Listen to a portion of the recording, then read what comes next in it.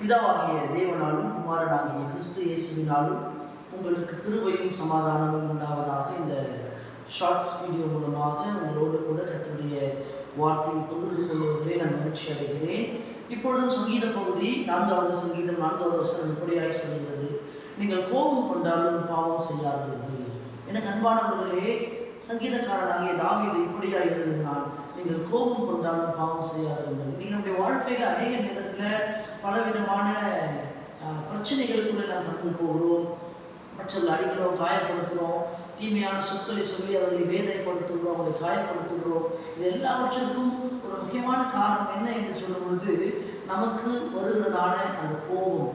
உனக்கு மூக்குக்கு மேலே கோபம் வருதுப்பான்னு சொல்லுவாங்க. நிறைய பேருக்கு மூக்குக்கு மேலே கோபம் வரும். இதே போலதான் எலிசா என்று ஒரு தீர்க்கதரிசி இருந்தார். இந்த எலிசா என்ற தீர்க்கதரிசி அவர் நடந்து வரும் பொழுது கிட்டத்தட்ட 42 பிள்ளைகள் எலிசாவை பரியாசம் செய்தார்கள் என்று சொல்லி 2 ராஜாக்கள் 2வது அதிகாரம் 13வது வசனத்திலிருந்து நாம் வாசிக்கும் பொழுது, எலிசா தீர்க்கதரிசி சில பிள்ளைகள் அவர்கள் பரியாசம் செய்கிறார்கள், நிந்திக்கிறார்கள். மொட்டை தலையா ஏறிப்போ என்று சொல்லி அவரை நிந்தித்தார்கள் என்று சொல்லி வசனம் இப்படியாய் சொல்லுகிறது. அப்பொழுது கோபமடைந்த எலிசா தீர்க்கதரிசி அவன் கர்த்தருடைய நாமத்தில் அவர்களை சபித்தான் என்று எழுதப்பட்டிருக்கிறது. எனக்கு அன்பானவர்களே, அவன் கர்த்தருடைய நாமத்தில் சபிக்கிறான். கர்த்தருடைய நாமம் ஆசீர்வதிக்கப்படுவதற்கே மட்டுமல்லாமல் அது சபிப்பதற்காக அல்ல. அவன் சபித்த கொஞ்ச நேரத்திலேயே 2 கரடிகள் அந்த 42 பிள்ளைகளையும் பீறி போட்டது என்று நாம் வேதத்தில் வாசிக்கிறோம். பாருங்களேன், இந்த பிள்ளைகள் செய்ததும் தவறு. பரியாசம் பண்ணியிருக்க கூடாது.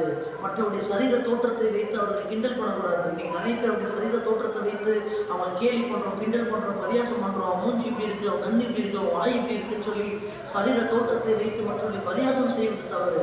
அவர்கள் பரியாசம் செய்தாலும் அவர்களை சபிப்பதும் அவர்களை காயப்படுத்துவதும் தவறு. அப்போ இன்னைக்கு நம்முடைய வாழ்க்கையில் கோவப்பட்டாலும் நம் பாவத்திற்கு நாம் ஒரு பொழுதும் இடம் கொடுக்கக்கூடாது.